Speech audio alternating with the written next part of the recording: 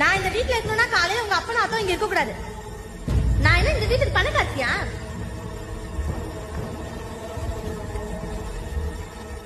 ஏமா இத்தனை வருஷம் என்னால முடிஞ்ச அளவுக்கு உன்னை சந்தோஷமா வச்சிருந்தனா?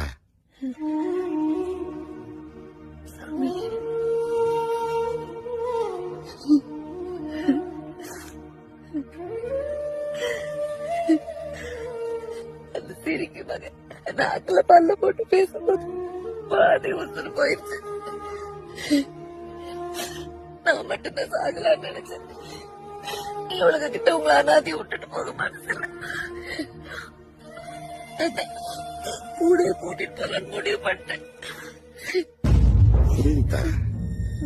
யாருக்கும் பாரமா இருக்க முடிவு பண்ணிட்டேன்.